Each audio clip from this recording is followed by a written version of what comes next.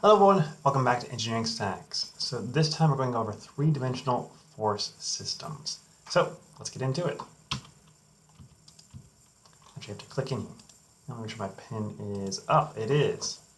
So today we're going to be able to solve 3D particle equilibrium problems by drawing a 3D free body diagram. You're like, wait a second, it was just 2D last time, and you are correct. It was 2D last time. Now we're going three-dimensional. So with that in mind, just get ready for it. It's just one more dimension. You get a whole bunch more equations that help us solve problems. So a lot of times, it can make things easier. It can also make things harder. So I can't say it's all roses. And then we're going to apply the three scalar equations based on one vector equation of equilibrium. Remember, last time we had the whole thing where if we had a vector, we could break it into the x components and the y components and have two scalar equations. For equilibrium, if we add all of the vectors together, then they will end up equaling 0. That's the force vectors.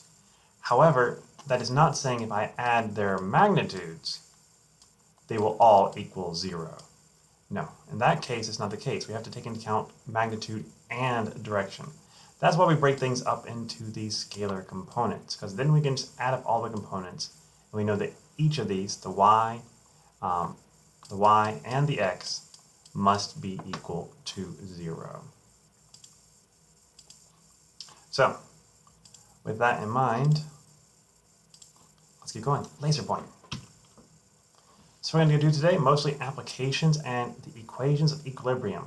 Then we're going to jump straight into some practice problems. So get ready for that, okay? Get ready for those practice problems because we're going to be doing a whole bunch for this. So first off, applications. Now if we look at this, this is not a two-dimensional problem. We have three chains, and those chains are not in the same plane. You can see that one's going away from us, and then two are going to the sides. If it was just these two chains right here, well, that could be a nice 2D problem. In this case, there's a whole lot more going on. So if we know the weight of the electromagnet and its load, we have to figure out, are these chains going to survive? And we can't just say, well, the chain can take 10, and this is 5, so it's fine. We have to take into account its angle, its direction, and see what's going to go on there, because that's going to play into this. And of course, there's all factors of safety and stuff, but we're not there yet. Okay, that's other classes. How would you do this? Well, hopefully you're kind of extrapolating a little bit, and you would realize that you're going to need to break each of these vectors right here, the force vectors in these chains, into components to solve them. So 3 force vectors, 1 weight vector, and from that you can solve. Okay, how about something else? Let's look at this right here. We have a whole lot going on here. It's a nice little shear leg derrick. I just call it a crane, but it's a fancy name for a crane. It's pulling a bunch of fish, and it can have a maximum of 200 kilograms of fish. First off, are kilograms mass or are they weight? Mass. They're mass. So this right here is not enough to figure out your force vectors. It's not enough to solve for the forces in these two rods and in this rope. No, we have to transfer this into weight. Remember, weight is equal to mass times gravity. Okay, weight is equal to mass times gravity. I'm going to go ahead and write that. Weight is equal to mass times gravity, okay? Do not forget that. If you do, you will fail the class. You probably won't. Okay, there's 1,000 times you can practice this. Just being honest with you, like, if that fails you, something else went horribly wrong before that point. Okay, well, let's look at this. So how are you going to find the effect of different offset distances right here on the forces in the cable and derrick legs? Well, we have to break up and see how the force from this point is going to be distributed through these legs. Is a wider set of legs going to put more force on them or less? Is it going to cause this rope to break, or is it going to be better for it?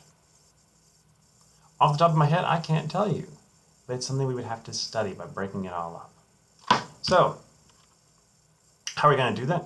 Well, using the equations of 3D equilibrium. Now, we go through this fast right now.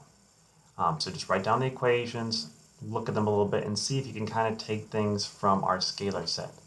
We're going to do at least 3 examples for this particular section after this point. If you need more, just email me. I'll add some more. Okay, so like last time, we're in statics, which means things don't accelerate, and therefore the sum of the forces is always equal to 0. But you see that this is highlighted, or it's red, and it's italicized, which means that this is a vector equation right here. So sum of the vector forces is equal to 0. That's not just saying I can add up all the magnitudes. Now, if we want to, we can take this vector equation, we can break it up into 3 scalar equations. 3 scalar equations. Some of the forces in the x, some of the forces in the y, and some of the forces now in the z direction. If you're unsure which directions to go, it looks like this. You can use the right-hand rule. There's a whole host of other ways to do that. But it's always z up, x out of the page, y to your right. Say y to your right. One way to think about it. But in the end, this isn't too terribly important to memorize this because usually your coordinate system is given. So from this one vector equation, I get 3 scalar equations. 3 equations, 3 unknowns. So don't forget that you can only solve 3 unknowns. If you have 4 unknowns, you need some more information. Maybe it's going to come in the form of that weight equation. Maybe you're going to use friction. Something else is going to play in there to help you out.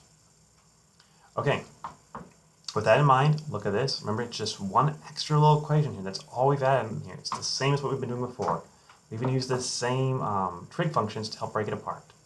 So next time, we're going to try that out. We're going to break it up and see if we can do some awesome math in our next example.